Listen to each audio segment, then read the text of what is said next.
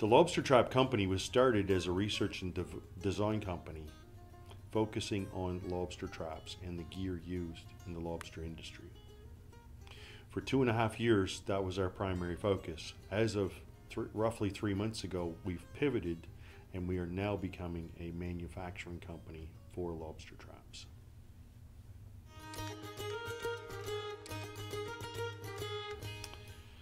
Like all entrepreneurs, out of necessity, I was in a career path in the oil and gas that had ended, and I was working abroad, and I wanted to come back to the Maritimes and was in search of an industry that was looking for innovation and change. The lobster traps were focus of that radar because of that, and almost by default started looking into lobster traps, and it piqued my interest, and the industry did as well. And from there, it grew into research and design and further exploration, and that's taken us to where we are today.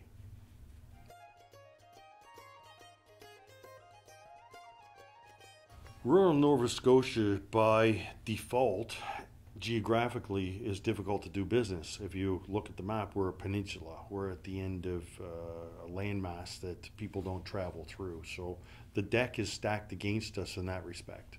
Of course, our capital geographically 3.5 hours away, and there's a big focus there.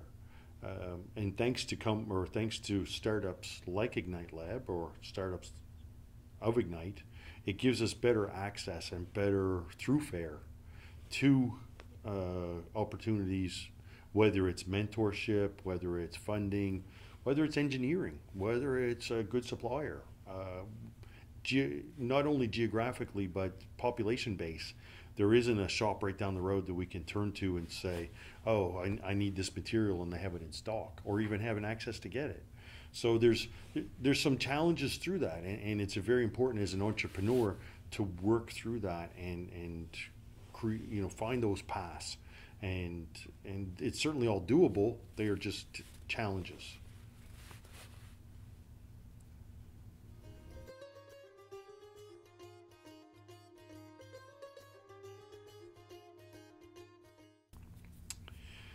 Very true that the Lobster Trap Company was one of the first handful of tenants at Ignite Lab, and we're coming up to our first year anniversary, which we're very excited about.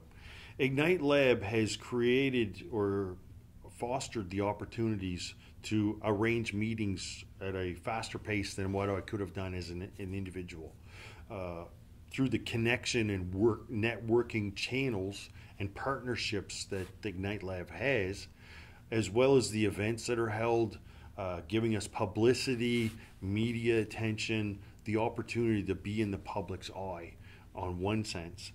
On the other sense, made the Lobster Trap Company aware of funding opportunities or potential grants or competitions, pitch competitions, for example, that we could go and attend and be part of, and that would gain access not only to a network, but potential funding to support that as well.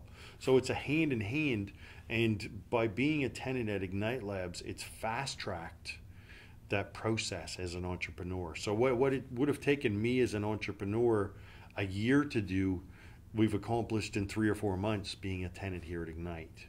Now, bearing in mind that it still takes the entrepreneur to drive that just by default of being here, it isn't a magic wand. You still have to take the initiative to drive that idea or concept or product to market. That's the eventual end goal. But Ignite Lab has provided so much support, whether it's mentorship, whether it's to bounce an idea off of another entrepreneur or the founders of Ignite Lab, to say, hey, I'm thinking about doing this, whether it's I need to do some IP, or I need to do some engineering, or I need to build a prototype, or where are we with this, maybe to develop a business plan.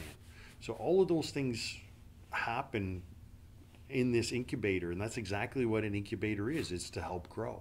So every tenant is at a different stage, and I have some wonderful relationships with all of the tenants at Ignite, and we all bounce ideas off of each other. and help each other grow. So it's a wonderful petri dish of growth in very supportive environment as well.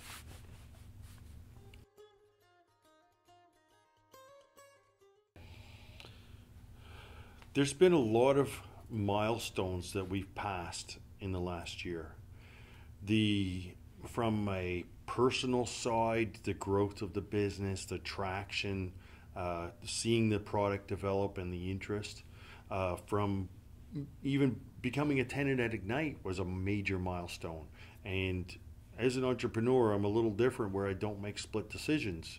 But when the opportunity arose to become a tenant, without hesitation, I filled out the application and went straight forward to execute that. Other monumental milestones were when we were at a trade show and we had tremendous interest of customers wanting to buy the product, buy the prototypes that we had at the show, which was a good feeling. It tells me that we're on the right track in developing that product, as opposed to a door slammed in the face and say, hey, good luck with that. There's been a number of, for lack of a better term, tin medals that whether it's a great phone call from a customer in anywheres from Rhode Island to Labrador, or a company in Asia that wants to look at developing a prototype with us, or different opportunities like that.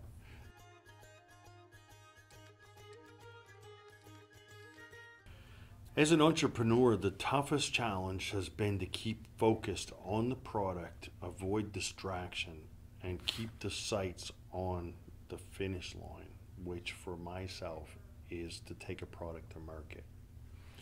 Because it has been such a long road, and because I felt that it was necessary to do extensive testing, working with the fishermen, understanding their pain points, and then taking that back to even the drawing board and revising the product based on their feedback.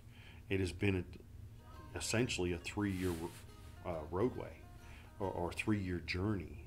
And from there, it's been numerous times where I've said to myself, what are you doing? Bang your head against the wall. Is this really going to happen or not? And to keep focused on that is a tremendous challenge. And with it, the beauty of it is having Ignite Lab as an incubator and getting that it's inspiration from other entrepreneurs. It helps you, for lack of a better term, build that confidence up to go back out the next day and say, I want to make that sale. I want to build that prototype. I need to talk to that fisherman. I need to complete that engineering or build that prototype. All those things have to fall into place, and in order to keep focused on that path is a huge challenge, and keep that positive attitude to focus on that end game.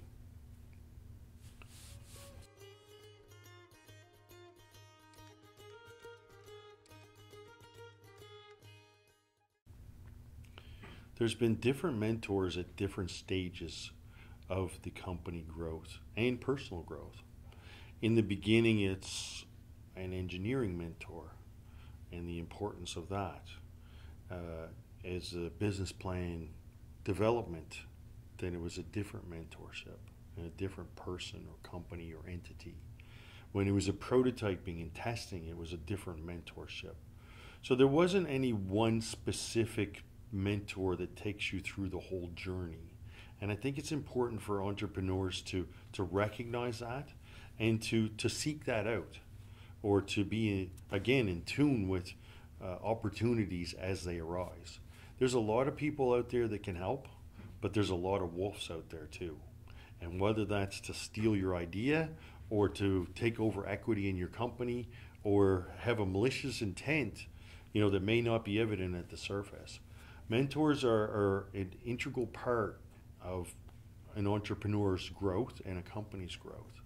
And it's up to the entrepreneur to be able to say, yes, I want to work with this person or this company or this entity or not. So it's not just about one mentor to carry you the whole way through. It's about picking and choosing depending on what stage you're at with your company and your growth.